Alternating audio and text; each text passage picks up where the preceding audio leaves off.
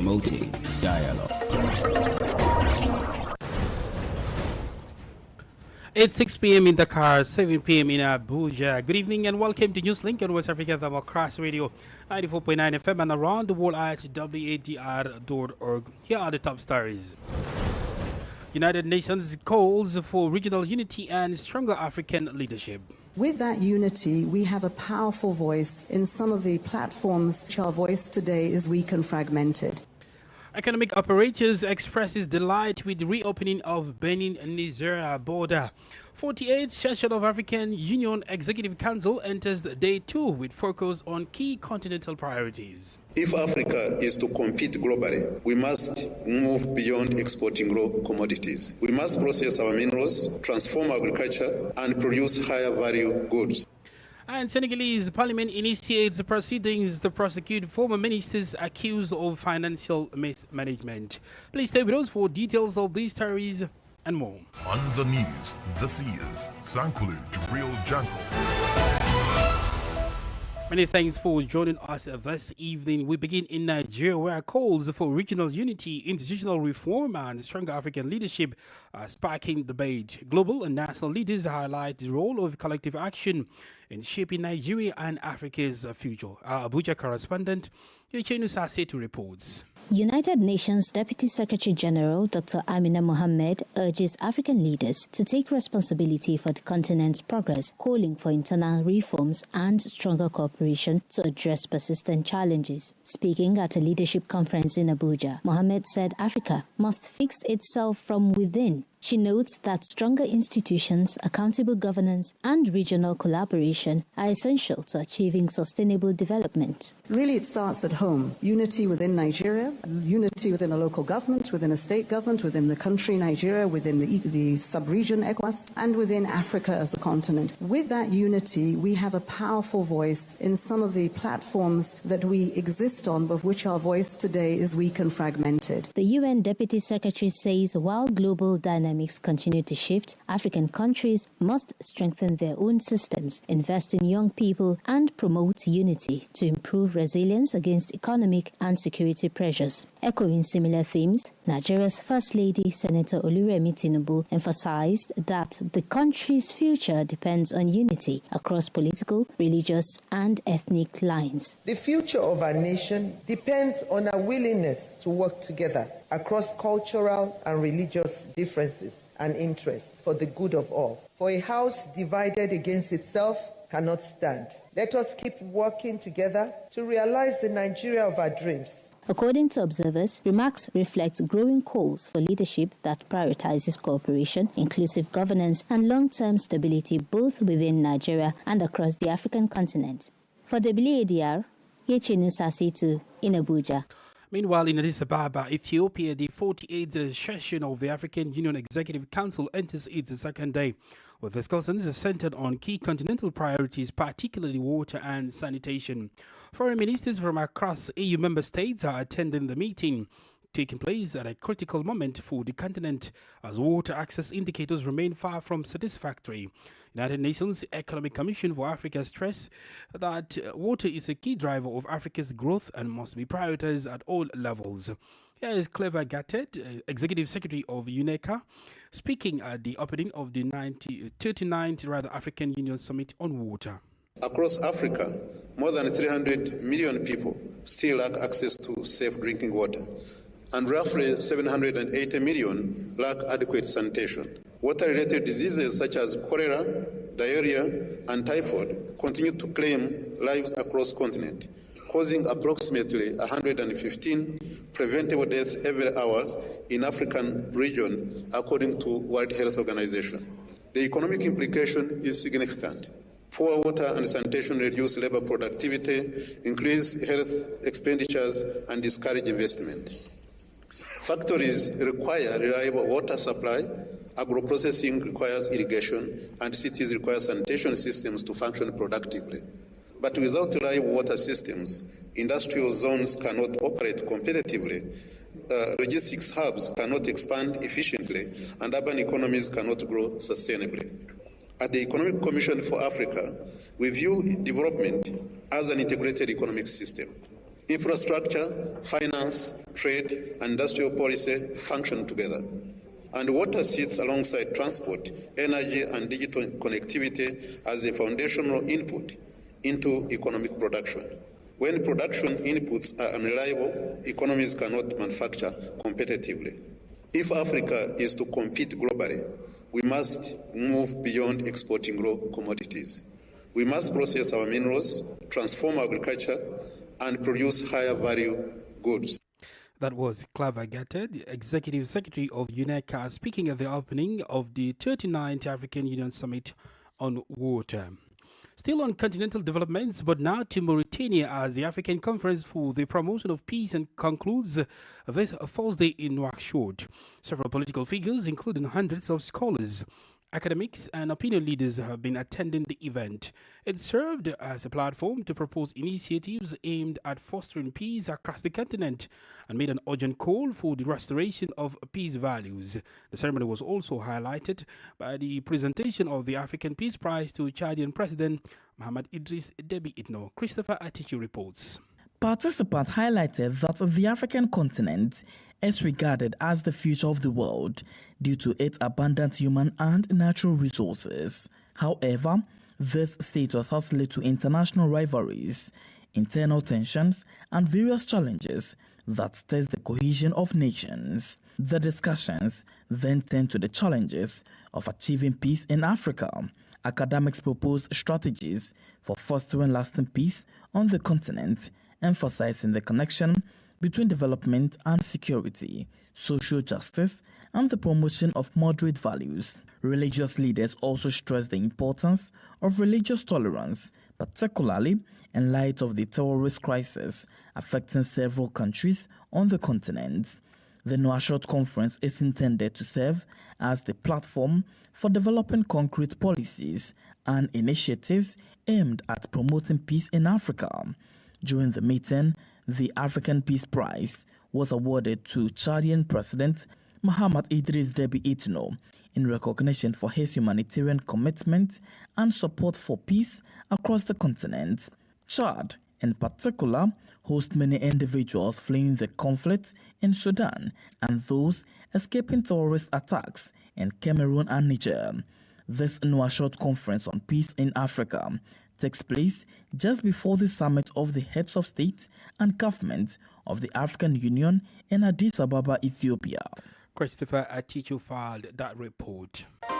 More stories coming up on West Africa Democracy Radio. Newslink continues. Here in Senegal, the Academic Council at Anta Diop University has suspended all student associations. The decision follows the structural measures announced by the Senegalese government after the death of a student during recent classes with police on the university campus. Authorities say the suspension of student associations is a precautionary measure that will remain in effect until further notice. However, an ad hoc committee will be established to re-evaluate their representation. Augustine Colley tells us more. The suspension follows an emergency meeting held on Wednesday, February 11, chaired by Professor Alion Badara Kanji. This decision comes as part of a series of structural and preventive measures by the Senegalese government aimed at easing tensions in public universities following the death of a second-year medical student during clashes with police on Monday. In a statement released this Thursday, the Academic Council reaffirms its commitment to ensuring the safety of individuals and property, as well as maintaining the continuity of teaching and research activities. In addition to suspending student associations, the university administration announced the formation of an ad hoc committee tasked with proposing ways to enhance student representation within university bodies. The statement also indicates that support units would be established to assist various members of UCAD, including students, teaching and research staff, administrative, technical, and service personnel. As a reminder, during a press conference on Tuesday, Senegalese Justice Minister Yassine Fall announced that investigation is underway to establish the facts surrounding the student's death and to determine accountability. This tragic event brings back memories of previous student fatalities linked to protests in Senegal, including those of Bassirou Faye in 2014 at UCAD and Fallou Seni in 2018 at Gaston Berger University in St. Louis. Augustine Colley reporting. Still in Senegal, the government's drive for accountability is gaining momentum. Several former ministers from the previous regime could once again face prosecution. The National Assembly has initiated impeachment proceedings against two former ministers under Macky Sall. This marks a new step in the transparency and accountability policy undertaken by the administration of President Bassirou Diomaye Faye and Prime Minister Ousmane Sonko. Details with Imo Edet. During its meeting on Tuesday, a parliament examined the request submitted by Justice Minister Yassine Fall. She is asking the members of parliament to proceed with the indictment of former Health Minister Abdoulaye Diouf Sarr and former Communications Minister Moussa Bocar Thiam. The Conference of Presidents of the Assembly immediately set February 19 for the examination of the draft impeachment, initially in a technical committee.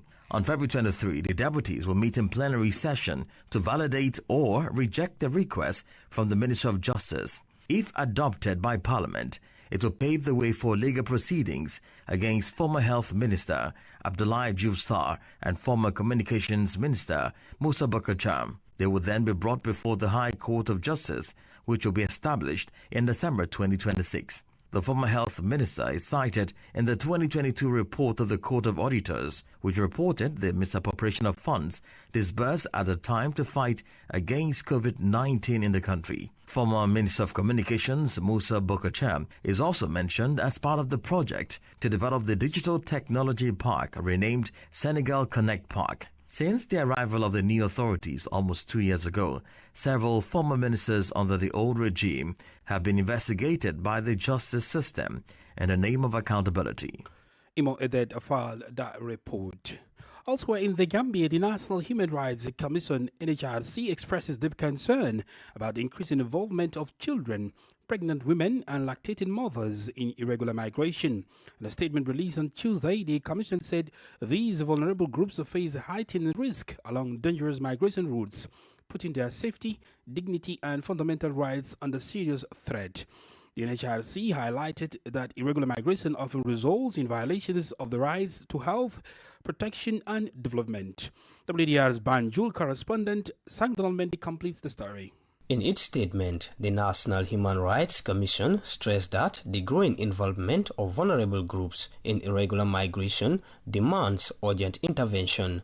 The Commission called on the government to design and implement targeted policies aimed at reducing irregular migration among at-risk populations. It urged authorities to prioritize access to quality and affordable education, healthcare, and social protection alongside improved information, guidance, and counseling services.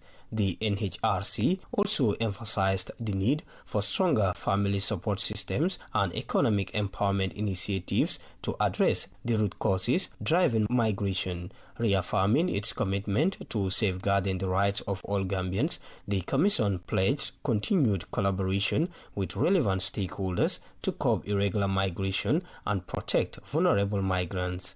Meanwhile, figures from the Gambia Immigration Department show that between January and early November 2025, a total of 2,041 people were intercepted while attempting to migrate irregularly.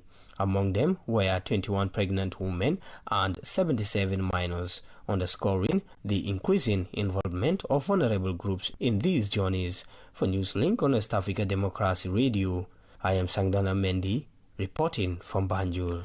In Niger, economic operators are delighted with the reopening of the Benin-Niger border corridor, which passes through Nigeria. The Samia Kamba corridor, which allows passage from Benin to Niger via Nigeria, had been closed for several months. More than 1,500 trucks from the port of Cotonou were waiting for the reopening of this corridor to transport their goods to Niger. This comes as a great relief just 1 week before Ramadan and Christian Lent.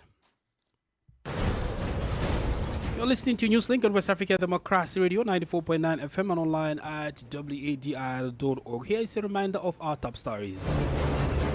United Nations calls for regional unity and stronger African leadership. Economic operators expresses delight with the reopening of Benin-Niger border. 48th session of African Union Executive Council enters day 2 with focus on key continental priorities, and Senegalese Parliament initiates the proceedings to prosecute former ministers accused of financial mismanagement. Still ahead, we have guest interview and sports news. Please stay with us. Fresh and breaking news all the time. Hear it first as the news breaks, only on West Africa Democracy Radio. Newslink continues. In Liberia, the nation is commemorating its 69th Armed Forces Day at the Barclay Training Center in Monrovia. The day is celebrated every February 11 to honor service personnel and their commitment to defending the nation's sovereignty. This year's theme, Securing Liberia Together, Strengthening Agency Collaboration Against Drug Trafficking and Emerging Security Threats, underscores the need for a unified approach to security. WDR's Monrovia correspondent Abraham Parker reports. Top government officials, heads of foreign missions, including visitors from the United States and other African countries, attended the ceremony, demonstrating the importance of international cooperation in Liberia's ongoing development and security efforts. The keynote speaker, Chief of Army Staff of the Nigerian Army, Lieutenant General Waidi Shaibu, warned about the dangers of drug trafficking. Beyond the narcotic challenge, emerging threats continue to reshape global and African security landscape. In Africa, for instance, there is an alarming growth in cyber crimes, while non-state actors influence intrastate conflicts. The potential targets are critical infrastructure, financial systems. Liberia's Defense Minister, Geraldine George, highlighted the armed forces of Liberia's commitment to its constitutional mandate, emphasizing progress in enhancing operational readiness and maintaining discipline. While our nation continues to ensure relative peace and stability, the region and global security landscape remains complex. Transnational crime, terrorism, illicit arms trafficking, cyber threats, and the spillover effect of regional instability. Meanwhile, Liberian President Joseph Boakai outlined his government's plans to strengthen the armed forces by increasing recruitment and improving the living conditions of soldiers. This is a deliberate strategy to ensure that the AFL remains youthful, dynamic, and capable of responding to both traditional and emerging security threats. The event, which began with the hosting of the national colors and a parade, attracted many citizens who turned out to pay homage to the men and women in uniform. For Newslink on WADR, Abraham Parker, Monrovia. In Togo, health facilities in the Gulf District are reviewing their performance from the previous year. Since Tuesday, they have been conducting an annual performance review for the 2025 fiscal year. Over the course of 4 days, managers and healthcare workers are assessing progress, identifying challenges and planning priorities for the upcoming year to improve service delivery for the population. Abdullah Hassan reports. The objective is to measure performance and adjust strategies according to the priorities outlined in the National Health Development Plan. Mindokbo Mesan Ogbumasi, the Prefectural Health Director of the Gulf region, stated that the aim is to analyze the results obtained and identify major challenges to plan more effectively for the upcoming year. Several indicators on the ground show progress. Coverage for the fourth prenatal visit has increased from 39% in 2024 to 45% in 2025. Another significant advancement is the provision of integrated care for non-communicable diseases, now available in 100% of health facilities compared to only 9% in the previous year. Efforts have also been made to improve infrastructure. Construction and rehabilitation work have been carried out in several medical and social centers, particularly in Segbe and Kujuviakbukwe. Despite these encouraging results, challenges remain. Discussions are particularly focused on neonatal deaths and antibiotic resistance exacerbated by the inappropriate use of these medications. Similar assessments are being conducted in other health districts across the country. This review is connected to the development of the 2026 Operational Action Plan, which includes a gradual rollout of new equipment. Through these annual reviews, health authorities aim to enhance the effectiveness of the health system, improve equitable access to care, and ensure better quality of services throughout the Togolese territory. Simply Wadr goes report from Lome, voiced by Abdullahi Hassan. Politics, analysis on major news, social matters, and all. This is A Guest. The guest interview focuses on Niger, where economic operators are delighted with the reopening of the Benin-Niger border corridor, which passes through Nigeria. The Sami-Kamba corridor, which allows passage from Benin to Niger via Nigeria, had been closed for several months. More than 1,500 trucks from the port of Cotonou were waiting for the reopening of this corridor to transport their goods to Niger. This comes as a great relief just 1 week before Ramadan and the Christian Lent. Our guest is Mamadou Gamati, Secretary General of the Union of Transport and Related Workers of Niger. He speaks about this late move. Oui, on apprécie très bien la réouverture de ce corridor parce que... Yes, we greatly appreciate the reopening of this corridor because if it's secure, it's better than the corridor that leads to Burkina Faso, a risky corridor, if you will, where a lot of time is wasted waiting for military convoys. The wait often lasts up to 2 or 3 months. You see, which isn't profitable, it's not economical, and above all, it's flat. So, with the new corridor that runs from Benin to Nigeria, goods can reach Niger in 48 hours at most, without any obstacles. That's because there are some problems in the Beninese section of the corridor. Therefore, we believe that now that Nigeria has taken control of this corridor within its territory, we hope that it will take the necessary steps to secure it and also initiate discussions to prevent administrative and police harassment on this route. Otherwise, it's still a really welcome alternative solution that we embrace wholeheartedly because it alleviates some of the difficulties. How exactly will the reopening of this corridor facilitate trade between Niger and Benin for Nigerian economic operators, given that the land border between the both countries has been closed for over a year now? The port is not closed, and even though the border is closed, it's not closed on the Benin side. It's Niger that has kept its border closed between itself and Benin. So, the port is open for Nigerian flights for Nigerian traders. Therefore, Nigerians who wish to use the port of Benin have not been prevented from doing so.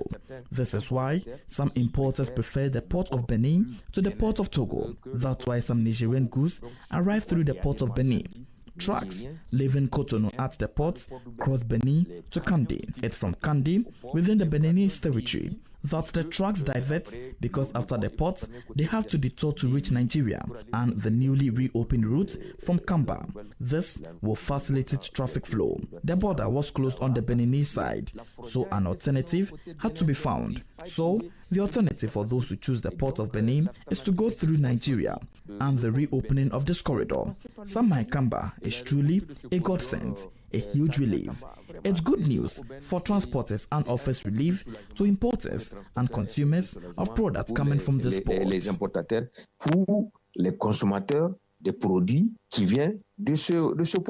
Niger is heavily dependent on imports from the port of Cotonou. How can Niger's economy benefit from the reopening of this corridor? Oui, ça c'est automatique, comme je vous dis.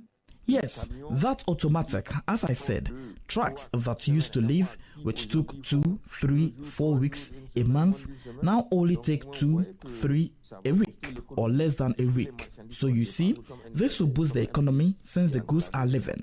We are a landlocked country without a port, and we are almost entirely dependent on external consumption. Everything comes from abroad and through ports. The least expensive and closest port is Port of Benin. And with Benin, Nigerian highway operators have a problem.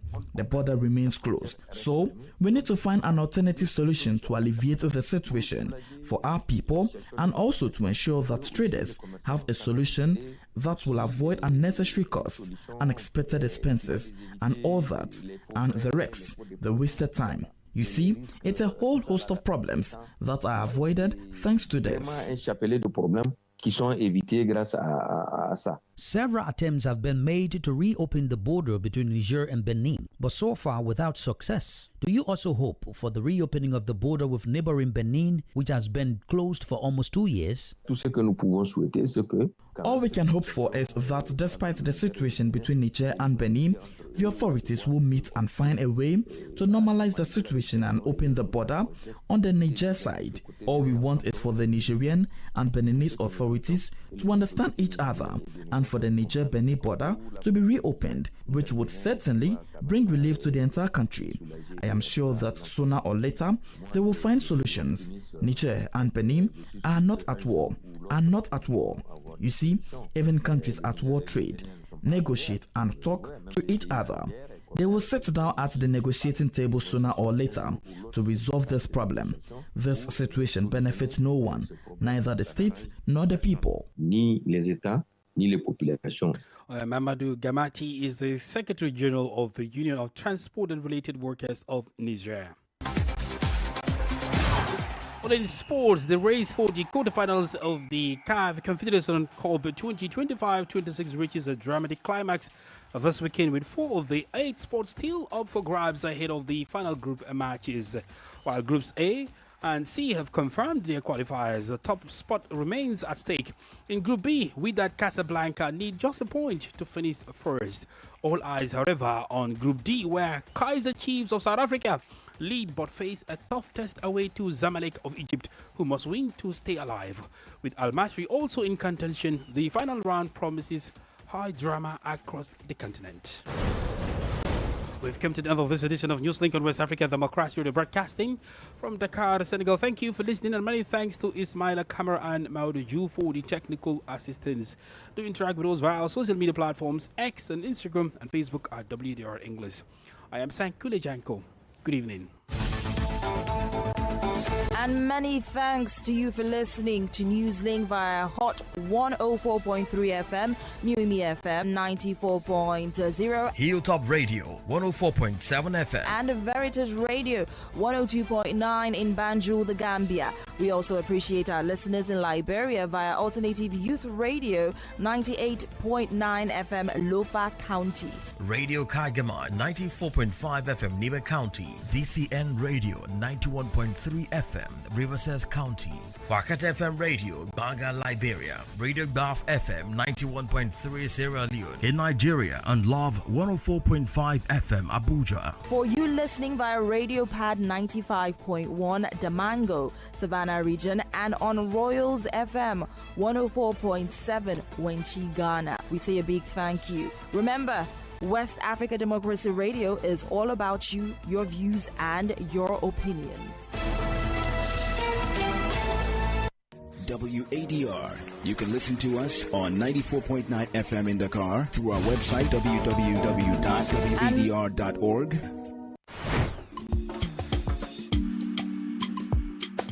To show my opposition to a decision or a political action harmful to my community in accordance with the law of my country, it's a right. This message is from West Africa Democracy Radio with support